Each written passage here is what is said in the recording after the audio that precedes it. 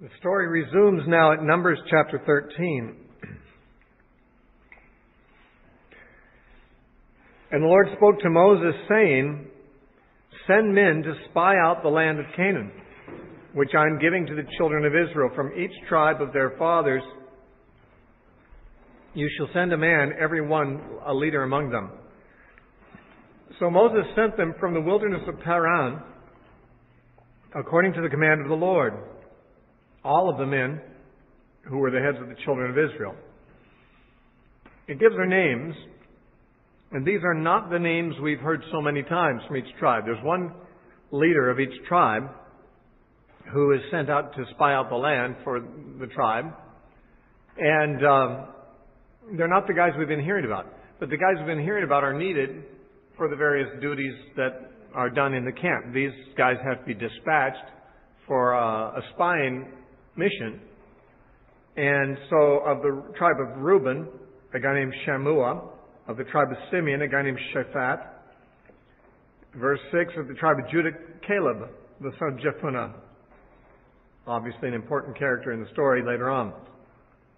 From the tribe of Issachar, Igal, the son of Joseph. From the tribe of Ephraim, Hoshea, the son of Nun, which is also Joshua, the son of Nun. Later on, we're told that Moses called Hoshea Joshua. We've already, of course, been exposed to Joshua in many of the stories earlier. He must have gone by both names. But he represented the tribe of Ephraim. From the tribe of Benjamin, Palti, the son of Raphu. From the tribe of Zebulun, Gadiel, the son of Sodi. From the tribe of Joseph, that is, from the tribe of Manasseh, since we already had the tribe of Ephraim mentioned in verse 8. The other part of Joseph's tribe is Manasseh. The son, it's Gadi, the son of Susi. From the tribe of Dan, Amiel, the son of Gamali. And from the tribe of Asher, Sather, the son of Michael. From the tribe of Naphtali, Nabi, the son of Bopsi. That's a different name. Doesn't even look like a Hebrew name to me. And from the tribe of Gad, Guel, the son of Maki.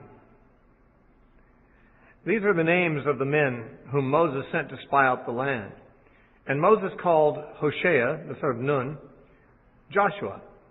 So Moses sent them out to spy out the land of Canaan, and said to them, "Go up this way into the south, and go up to the mountains, and see what the land is like, whether the people who dwell in the land are strong or weak, few or many, whether the land they dwell in is good or bad, whether the cities they inhabit are like camps or strongholds, whether the land is rich or poor, whether there are forests there or not.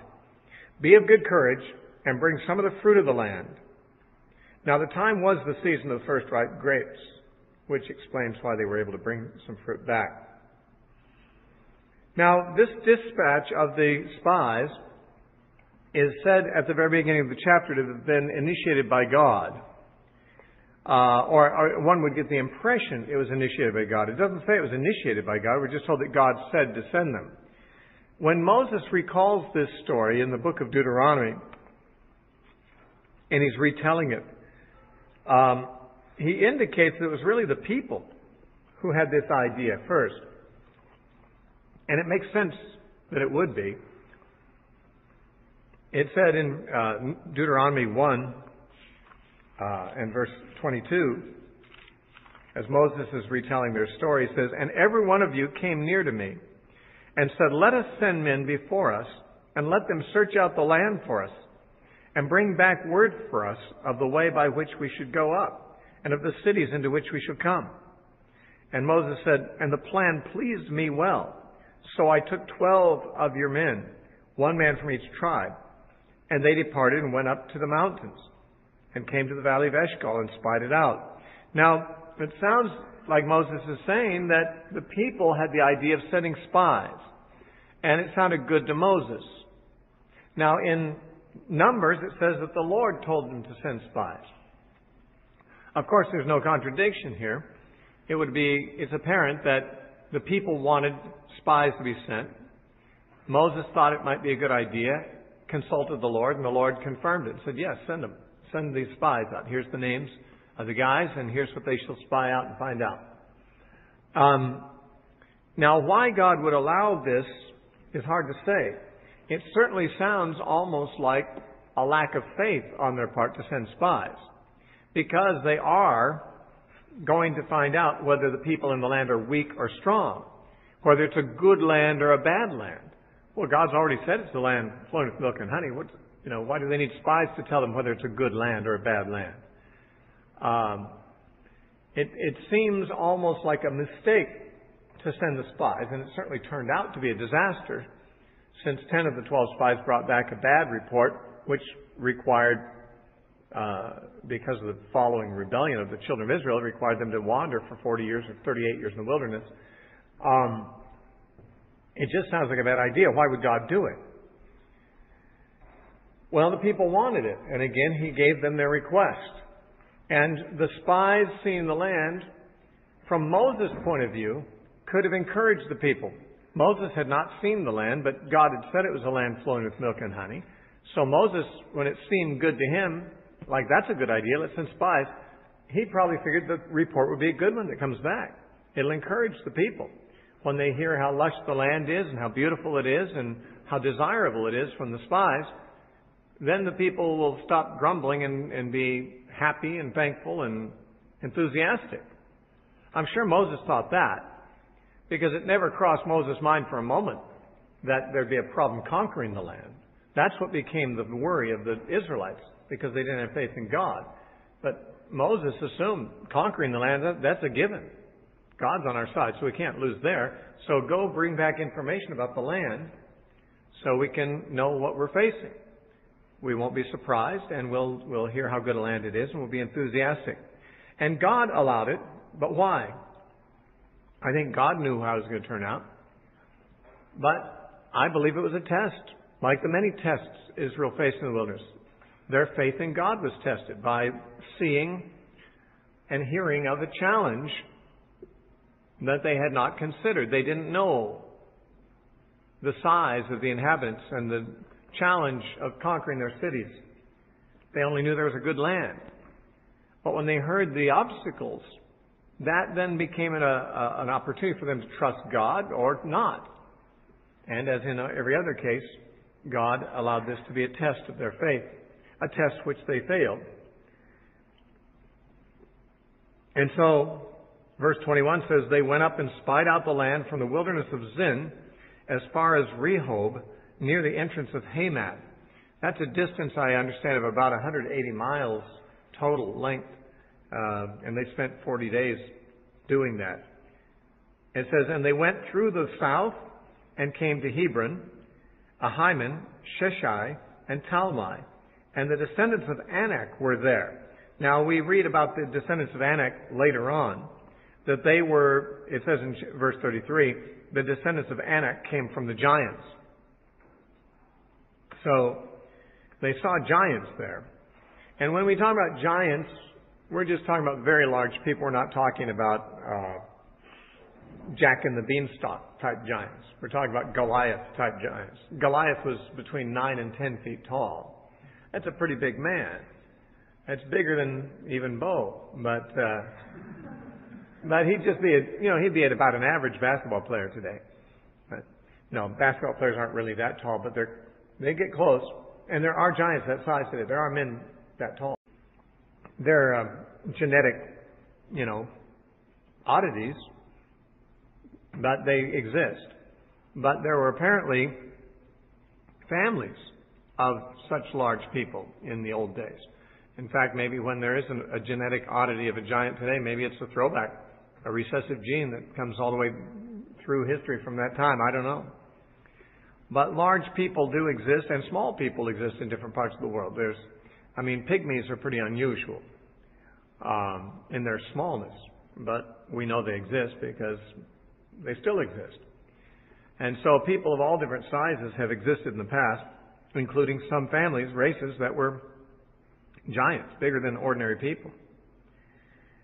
Now, it says also, when it has mentioned Hebron in verse 22, it says, now Hebron was built 7 years before Zoan in Egypt. This is one of the other incidental evidences that Moses really wrote this. You know, the documentary hypothesis is that these books were written centuries later when the Jews had been in Israel for centuries, and then they'd gone into captivity in Babylon and come back again, and then these books were written after that. But why then would somebody writing that late compare Hebron with a place in Egypt? Hebron, by the way, was an extremely well-known city in Judah, in Israel. And therefore, they wouldn't need to be told specifics. Centuries after the time that the Israelites had lived in Israel, they wouldn't need to be told things about Hebron, and especially not by comparison with things in Egypt. It's obvious this was written to people who were assumed to be familiar with Egypt, but not with Canaan. And that would be only true of the Israelites at the time of Moses, because they had been in Egypt, but they had not been in Canaan. So Hebron was built in 7 years before Zoan in Egypt. Now, the readers are assumed to know when Zoan was built in Egypt, but they wouldn't know when Hebron was built unless they were told. So they're more familiar with this location in Egypt than with eventually a well-known town in Israel. So these are obviously people from Egypt this is written to. Then they came to the valley of Eshkol, which was so called, we find out, because Eshkol means cluster. And because I think they named it that, or someone named it that, because of this great cluster of grapes that they got there. There they cut down a branch with one cluster of grapes they carried between two people on a pole. Now, sometimes the pictures in the Bible picture books picture these grapes the size of, cantaloupes or something, but they're probably ordinary sized grapes, but just a huge cluster of them. A very, very fruitful land. These clusters of grapes are so heavy that it takes two men to carry them between them on a pole. And that's, indicated as how unusually fruitful this land was. And they also brought some of the pomegranates and the figs from the place. Those would be a nice supplement to whoever got to eat those, to the manna. They didn't have fruit growing out in the wilderness, so it was kind of nice to get some fruit. How much they brought back, we don't know, but it's probably not enough for 2 or 3 million people. Some leaders got to eat them in all likelihood. The place was called the Valley of Eshkol because of the cluster which the men of Israel cut down there. So it was obviously the Israelites that gave it that name. It wasn't called Eshkol before that. But because they cut down that particular cluster, the Israelites called it the Valley of the Cluster. And they returned from spying out the land after 40 days. So they departed and came back to Moses and Aaron and the congregation of the children of Israel in the wilderness of Paran at Kadesh. They brought back word to them, and all the congregation showed them the fruit of the land. Then they told him and said, "We went to the land where you sent us. It truly flows with milk and honey, and this is its fruit. Nevertheless, the people who dwell in the land are strong. Their cities are fortified and very large.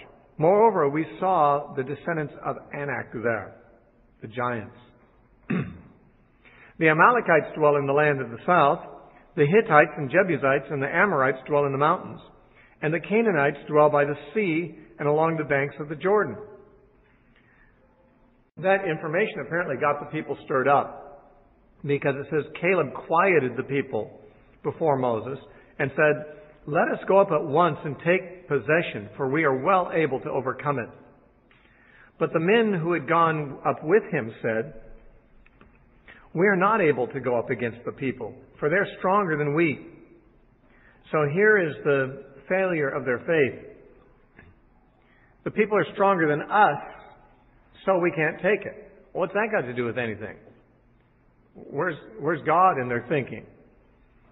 Many situations we face in the world are beyond our control, but we just have to trust God for them.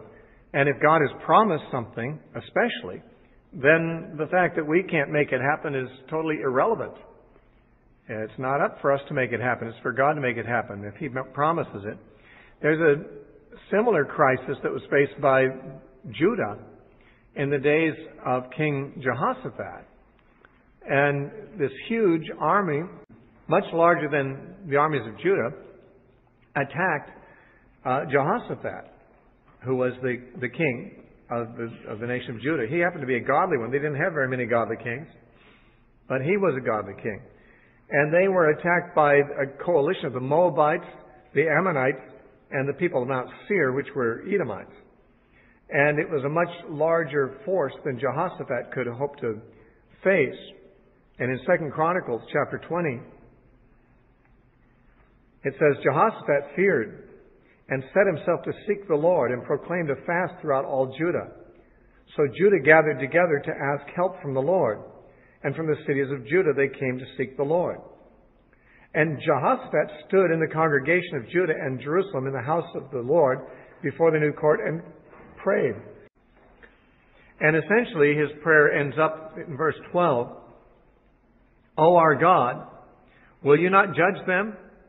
For we have no power against this great multitude that is coming against us, nor do we know what to do, but our eyes are on you. And this is really the way that Israel should have faced the same kind of crisis. Jehoshaphat said, we don't have any power against this great multitude. They've got us outclassed. We can't beat them. But our eyes are not on us, our eyes are on you.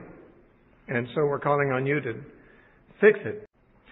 The people of Israel in Moses' day had every opportunity to look to God too. They'd seen His miracles day by day. He'd even given them victory over the Amalekites on a previous occasion. And certainly they saw that God could destroy the army of the Egyptians in the Red Sea. They should have known that if God says He's going to conquer the Canaanites, it was not going to be a problem. But their eyes were not on God. They're just continually weakened in their faith by their consideration of natural circumstances. But there were two honest men who feared God and trusted God, Caleb and Joshua. We've read about Caleb. We'll read about Joshua also shortly. But Caleb was the first one who said, let's go up and take it. We can easily take the place. But verse 32 says that the larger number gave the children of Israel a bad report of the land, which they'd spied out, saying, the land through which we have gone as spies is a land that devours its inhabitants, and all the people whom we saw in it are of great stature. Now, a land that devours its inhabitants, it's hard to know what that means. It certainly doesn't mean that it's a land like a desert that doesn't provide enough food, because they've already pointed out it's flowing with milk and honey. And there's a lot of fruit there. It may mean that there are other conditions there that are threatening to the inhabitants, maybe wild animals coming out of the jungle of the Jordan, bears and lions and stuff that we know used to be in that region, or something else. But there were also big people there, giants, and so they said, we can't take it. There we saw the giants. The descendants of Anak came from the giants, and we were like grasshoppers in our own sight. And so we were in their sight. So that's the report. We were like grasshoppers before these. We were like insects. They could squish us like bugs. That's how we saw ourselves. That's how they saw us. Now, chapter 14, then all the congregation lifted up their voices and cried, and the people wept that night, crying again. And all the children of Israel murmured against Moses and Aaron. And the whole congregation said to them, if only we had died in the land of Egypt, or if only we had died in this wilderness. Turns out they're going to get their wish on that. Why has the Lord brought us out to this land to fall by the sword, that our wives and children should become victims? Would it not be better for us to return to Egypt? So they said to one another, let's select a leader and return to Egypt. So this is the worst rebellion the Israelites have had yet. They've murmured before, but now they're talking about rebelling. Actually, they were going to stone Moses and Aaron, we'll find out. They were thinking about it. And Joshua and Caleb too. Anyone faithful to Yahweh, these people were going to stone them to death. And they were going to get a new leader and have them taken back to Egypt. This is just an outright evil rebellion against God and against God's leadership. So Moses and Aaron fell on their faces before all the assembly of the congregation of the children of Israel.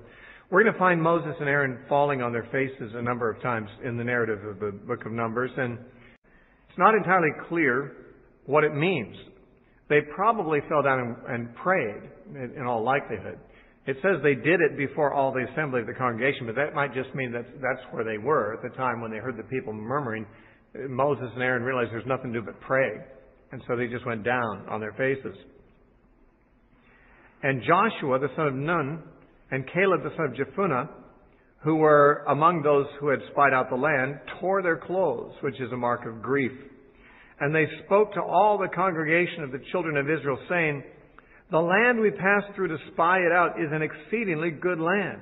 If the Lord delights in us, then He will bring us into this land and give it to us, a land which flows with milk and honey. Only do not rebel against the Lord, nor fear the people of the land, for they are our bread.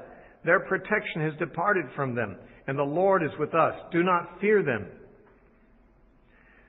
Now, that should have inspired the people. These were two of the spies. They've been there. They've seen the land. They say it's well worth it. The people, if God's on our side, and by mentioning God, that should have raised everyone's faith because they've seen God do miracles among them. And they say, if the Lord delights in us, He'll bring us into the land. He'll give it to us. This is faith speaking. This is intelligence speaking too, based on their experience. But it says, all the congregation said to stone them with stones. Now the glory of the Lord appeared in the tabernacle of meeting before all the children of Israel. That's a dramatic highlight of the story, when the glory of the Lord appears before everyone. He didn't always, but it's obvious that the children of Israel are going to be in trouble now.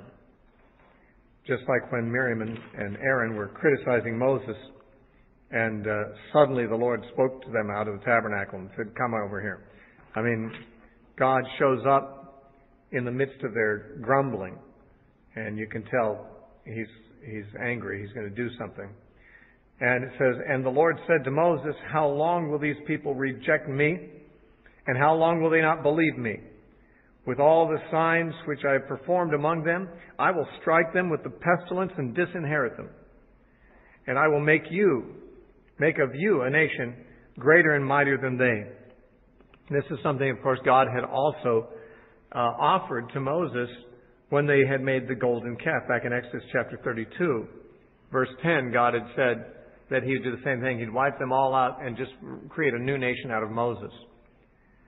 And as on that occasion, Moses prayed for them and interceded. It's interesting, sometimes God's angry and Moses placates Him. Sometimes Moses is angry. And, God and Moses take turns being the angry ones. Here, God's angry at them now. And Moses said to the Lord, "Then the Egyptians will hear it, for by your might you brought these people up from among them. And they will tell it to the inhabitants of this land. They have heard that you, Lord, are among these people, that you, Lord, are seen face to face, that your cloud stands above them, and that you go before them in a pillar of cloud by day and in a pillar of fire by night. Now, if you kill these people as one man, then the nations will have heard of your fame, which have heard of your fame, will speak, saying, because Yahweh was not able to bring these people to the land which He swore to give them, therefore He killed them in the wilderness. And now I pray, let the power of my Lord be great, just as you have spoken, saying, Yahweh is long-suffering and abundant in mercy." He's quoting what God had said to him on the mountain there when God declared His name to Moses on that earlier occasion. Why don't you, he says, "Be the way you said you were. When you said, the Lord is long-suffering and abundant in mercy, forgiving iniquity and transgression, but by no means clearing the guilty, visiting the iniquity of the fathers on the children to the third and fourth generation. Pardon the iniquity of this people, I pray, according to the greatness of your mercy, just as you have forgiven this people from Egypt until now." In other words, you've shown compassion and grace toward them till now. This is not the right time to stop doing that. If you destroy them, as you say, then it's going to give you a bad reputation, because everybody in the land of Canaan knows about what you did in Egypt. They know about the cloud and the pillar. They know that you're visibly leading these people. And now, if you kill them here, they'll just assume that you did that because you decided you couldn't conquer Canaan for them. And you don't want them thinking that. So Moses, as before, pleads with God on the basis of God's reputation. And Moses is concerned about God's reputation before the people. Then the Lord said, I have pardoned according to your word. But truly as I live, all the earth will be filled with the glory of the Lord. Because all these men who have seen my glory and the signs which I did in Egypt and in the wilderness and have put me to the test now, these 10 times, and have not heeded my voice, they certainly shall not see the land of which I swore to their fathers, nor shall any of those who rejected me see it. But my servant Caleb, because he has a different spirit in him and has followed me fully, I will bring into the land where he went, and his descendants shall inherit it. Now you'd expect him to mention Joshua too, but he doesn't. But he does later. In verse 30, where he says this, he again is predicting everyone's going to die. Then he says, except for Caleb the son of Jephunneh and Joshua the son of Nun. So sometimes Caleb is mentioned alone. Other times Joshua is mentioned with him. But both of those men survived. Now the Amalekites and the Canaanites dwell in the valley. Tomorrow turn and move out into the wilderness by way of the Red Sea. In other words, avoid the Amalekites, avoid the Canaanites. Don't go into the land there. Just move on back toward the Red Sea the way you came, God said. So they're going to turn away and go back. Not to Egypt, but just back into the wilderness. Then the Lord spoke to Moses and Aaron, saying, how long shall I bear with this evil congregation who murmur against me? I have heard the murmurings which the children of Israel murmur against me. Say to them, as I live, says the Lord, just as you have spoken in my hearing, so will I do to you. The carcasses of you who have murmured against me shall fall in this wilderness. He said, I'm going to do what you said. Where'd they say that? He said it in verse 2. If only we had died in the wilderness. He says, okay, well, that's what you said. That's what I'm going to do. Your carcasses are going to fall in the wilderness. All of you who were numbered, according to your entire number, from 20 years old and above, except for Caleb the son of Jephunneh and Joshua the son of Nun, you shall by no means enter the land which I swore I would make you to dwell in. But your little ones, whom you said would be victims, and they had said that when they're grumbling in verse 3, they said, why has the Lord brought us to this land to fall by the sword, that our wives and children would become victims? He said, well, you were worried about your children becoming victims. Don't worry about that. The ones that you thought would be victims, I will bring in, and they shall know the land which you have despised. But as for you, your carcasses shall fall in the wilderness, and your sons shall be shepherds in the wilderness for 40 years, and bear the brunt of your infidelity until your carcasses are consumed in the wilderness. According to the number of the days in which you spied out the land, 40 days. For each day you shall bear your guilt 1 year, namely 40 years. And you shall know my rejection. Now, it really turned out to be only 38 more years, so he counted the almost 2 years that were behind them or at least portions of 2 years that were behind them, as already time served on this sentence. But it's going to be 40 years altogether they'd be in the wilderness. He says, you shall know my rejection. Boy, that's something I wouldn't want to ever know. God's rejection. You know? The fact that God can reject people once they were His people is a frightening thing. Because no matter who else rejects you, if you've got God on your side, you know, anyone knows who has God. That's the only consolation in the world sometimes, is that, well, I've got God. I don't have anything else, so I've got God. But if He rejects you, there's really nothing left. Can't imagine anything more fearful than to feel rejected by God. I, the Lord, have spoken this. I will surely do so to all this evil congregation who are gathered together against me. In this wilderness they shall be consumed, and there they shall die. That they'll be consumed in the wilderness sounds a little bit like chapter 13, verse 32, where they said that the land of Canaan devours its inhabitants. It's a land that devours its inhabitants. Well, you don't want to go into that land because it devours its inhabitants. You're going to be devoured in this land, in the wilderness. It's going to consume you. You're going to die here. And the men whom Moses sent to spy out the land, who returned and made all the congregation murmur against him by bringing the bad report of the land, those very men who brought the evil report about the land died by the plague before the Lord. Some plague that God put upon all 10 of them. But Joshua the son of Nun and Caleb the son of Jephunneh remained alive of the men who went to spy out the land. So God spared them, of course. God considered these men to have, they put a stumbling block before the children of Israel. And by bringing a bad report. Now, the report they brought that they were killed for, they weren't killed for reporting that there were giants in the land or that the cities were big, because that was true. There's no reason they couldn't say so.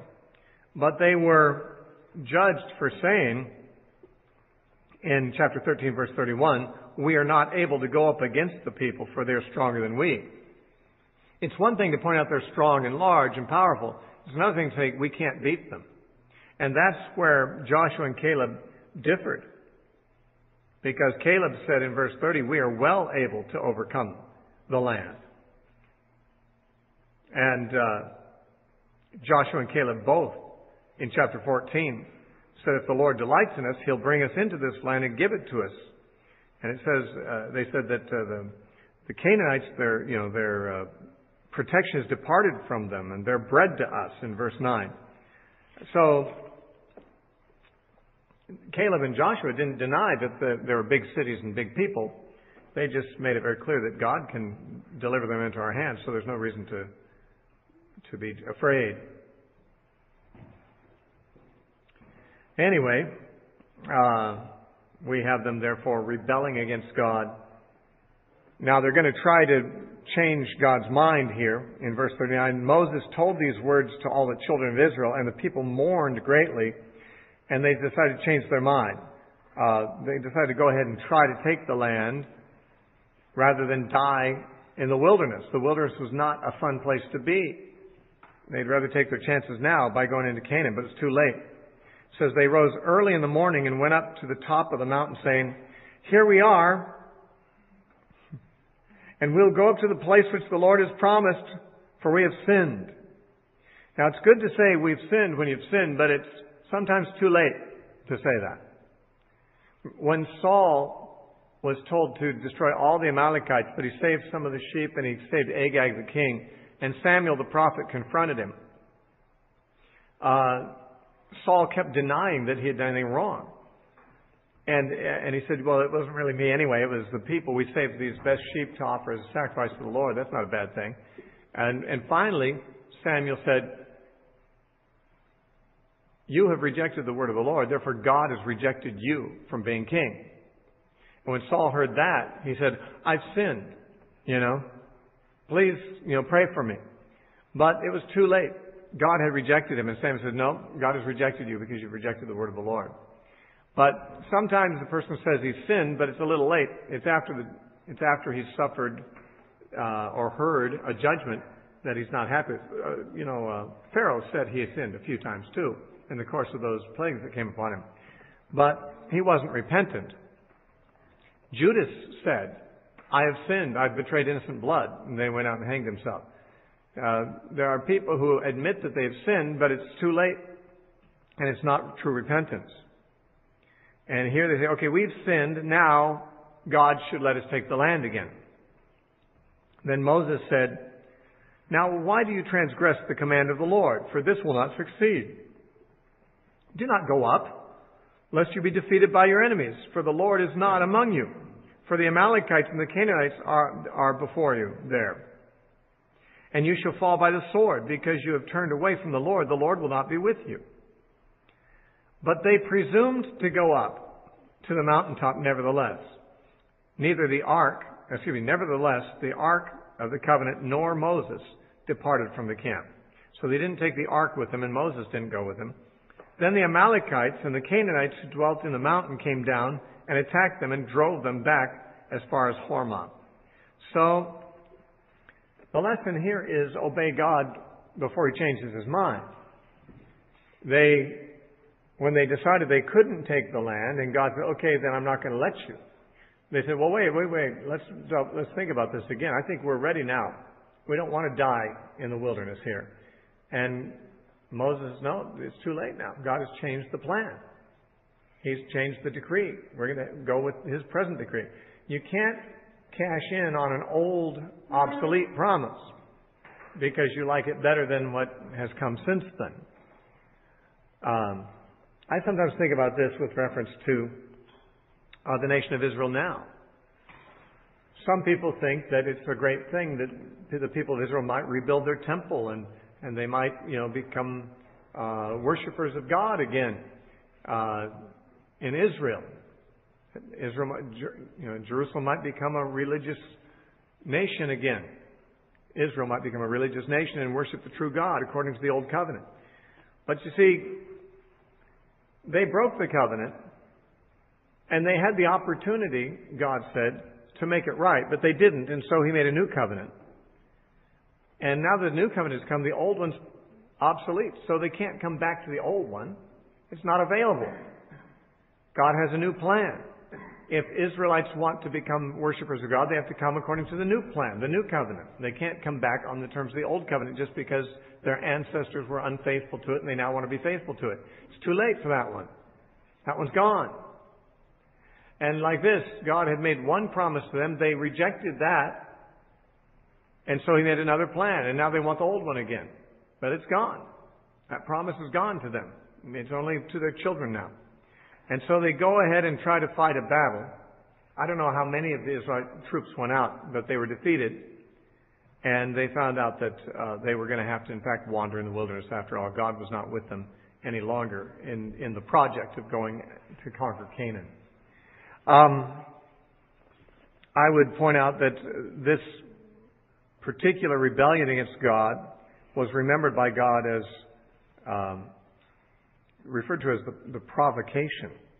And in Psalm 95, which is, of course, quoted in Hebrews fairly extensively in Hebrews 3 and 4,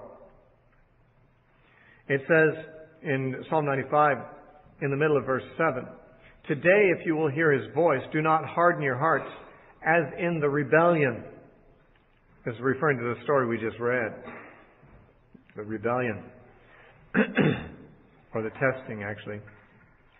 "Do not harden your hearts as in the rebellion, and as in the day of the trial in the wilderness. When your fathers tested me, they proved me, though they saw my work. For 40 years I was grieved with that generation and said, it is a people who go astray in their hearts. They do not know my ways. So I swore in my wrath, they shall not enter my rest."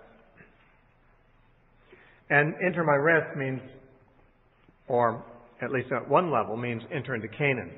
The writer of Hebrews points out that has another level of meaning too. Because he said that rest was more than just Canaan, but it's God's rest that we have to enter into. But because of this example here, the writer of Hebrews says that we need to make sure we don't make the same mistake of failing to enter into His rest through lack of faith. Chapter 15. The Lord spoke to Moses, saying, "Speak to the children of Israel and say to them, when you have come into the land you are to inhabit, which I am giving you, and you make an offering by fire to the Lord, a burnt offering or sacrifice, to fulfill a vow or as a free will offering, or in your appointed feasts to make a sweet aroma to the Lord from the herd of the flock, then he who presents his offering to the Lord shall bring a grain offering of 1/10 of an ephah, a fine flour mixed with 1/4 of the hin of oil, and 1/4 of the hin of wine as a drink offering you shall prepare with the burnt offering or the sacrifice for each lamb." Now what this is simply saying is, when you bring your burnt offering, your animal burnt offerings, you have to accompany them with grain offerings. And this is telling how much. If your offering is a lamb, you bring 1/10 of an ephah of flour with it, and a quarter hin each of oil and wine. Then he says, if it's a ram, in verses 6 and 7, then you increase the amount of those things. It's instead of 1/10 ephah of flour, it's 2/10 ephah of flour, according to verse 6. And instead of 1/4 of a hin of oil and wine, it's 1/3 of a hin each of oil and wine. Then in verses 8 and 10, or 8 through 10, same information, only when they offer a bull. The bigger the animal, the larger the amounts of flour. This time they got to bring 3/10 of an ephah of flour and 1/2 hin each of oil and wine. And that's what verses 1 through 10 cover, just how much grain and wine and oil they have to provide as a grain offering with these burnt offerings. Verse 11, thus it shall be done for each young bull, for each ram, and for each lamb or young goat, according to the number that you prepare. So you shall do with everyone according to their number. All who are native born shall do these things in this manner, in presenting an offering made by fire, a sweet aroma to the Lord. And if a stranger sojourns with you, or whoever is among you throughout your generations, and would present an offering made by fire, a sweet aroma to the Lord, just as you do, so shall he do. One ordinance shall be for you of the congregation and for the stranger who sojourns with you. An ordinance forever throughout your generations. As you are, so shall the stranger be before the Lord. One law and one custom shall be for you and for the stranger who sojourns with you.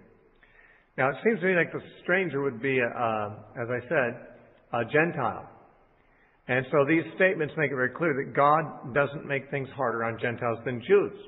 Gentiles and Jews could come to God on the same terms. It's just that the Gentiles didn't in very large numbers. The Jews were required to circumcise their children on the 8th day. Gentiles didn't do that. But if a Gentile wanted to do that, if a Gentile wanted to become a Jew, they could. A foreigner could worship God on the same terms that a Jew could.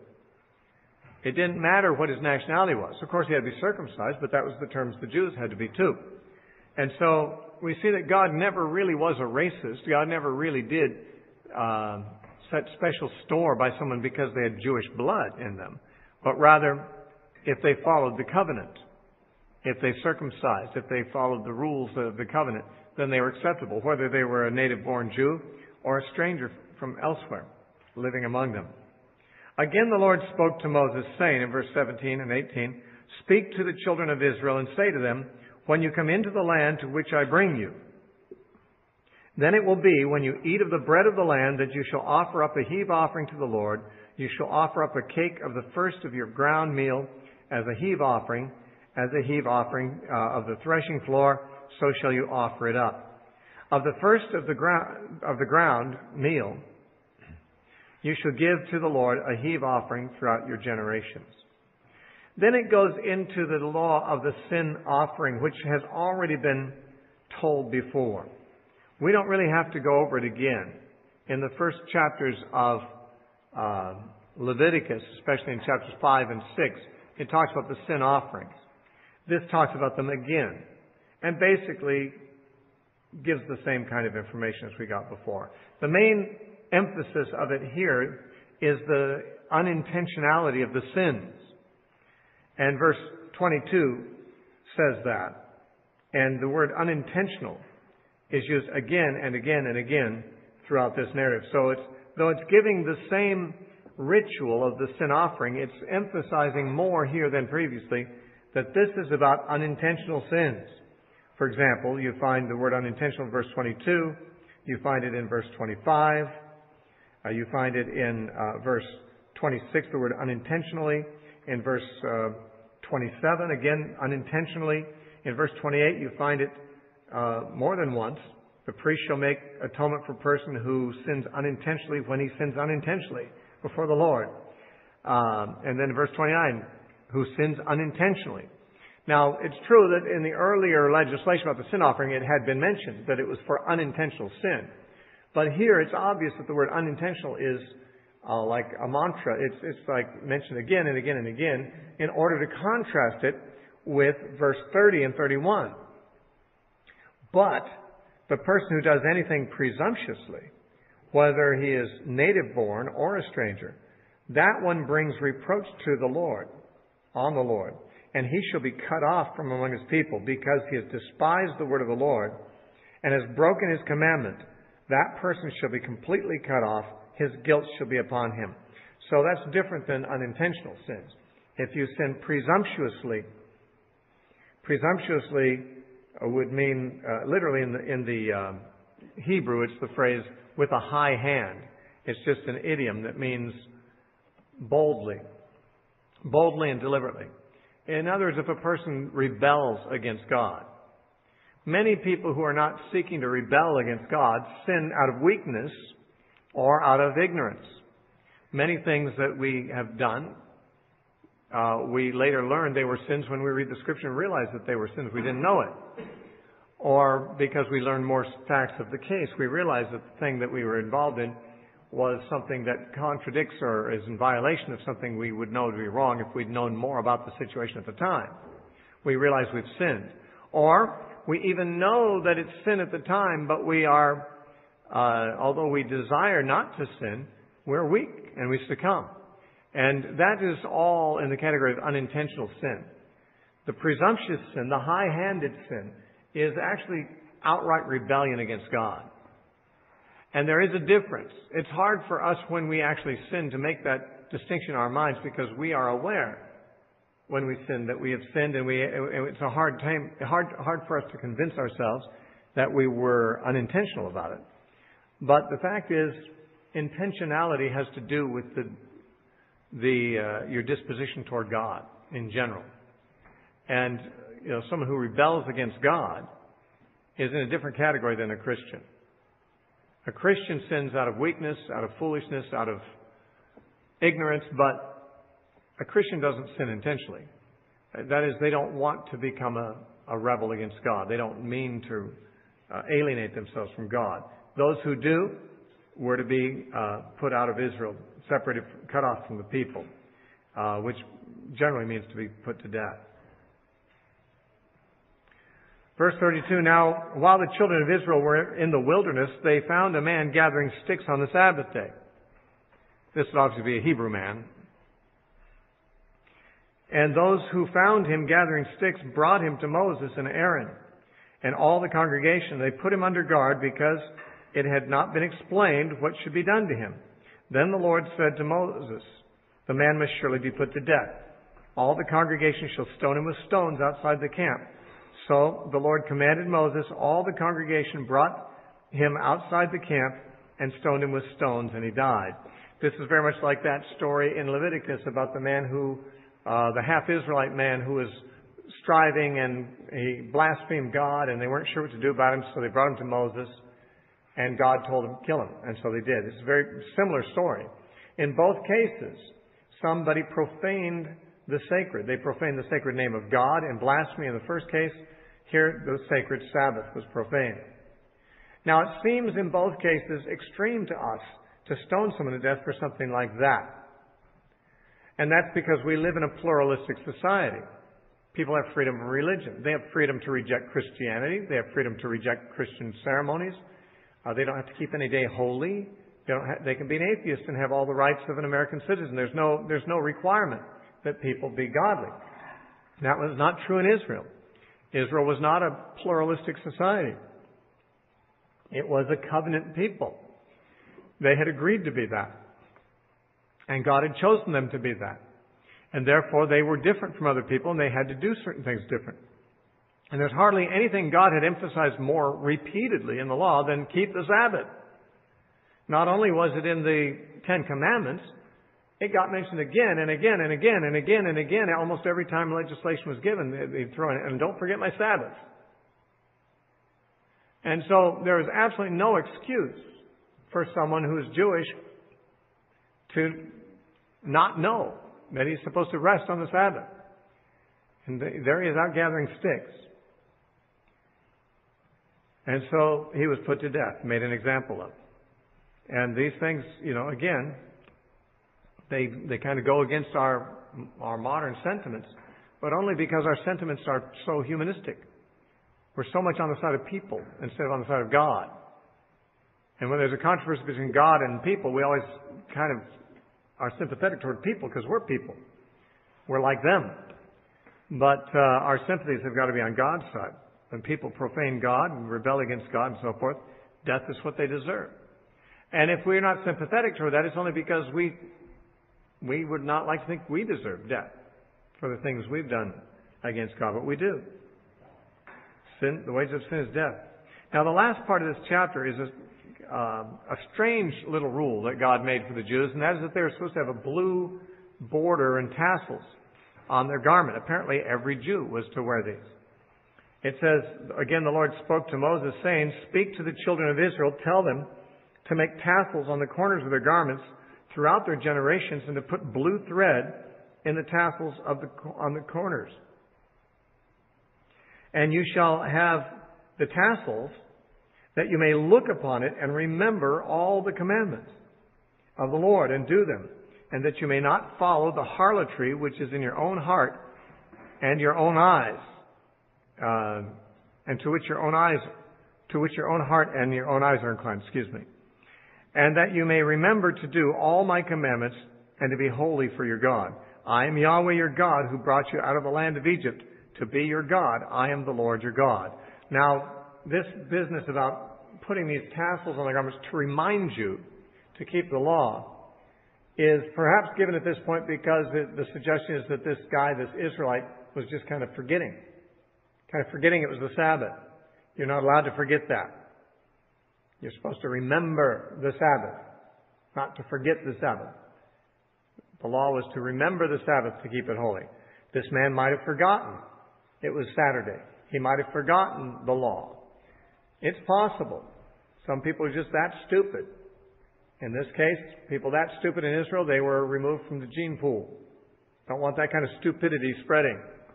If you can't remember one day a week to keep it holy, then you're mentally deficient. And we don't want more of that being bred in this community. Give that man the Darwin Award for being weeded out of the gene pool for his stupidity. And so, to prevent people from being so forgetful, God says, let's give you guys a daily reminder. When you put on your clothes, you're going to have these blue tassels hanging from them. Well, what's that for? Well, that's exactly what you're supposed to ask. What are those for? Oh, yeah, they're to remind me about God's laws. When you look at them, it says it'll remind you that you'll remember. So you're walking down the street and you're forgetting the law of God, and you look down and you see this tassel dangling down here on your shawl. You say, "What the heck? What's that?" Oh, yeah. Oh, yeah, the laws of God.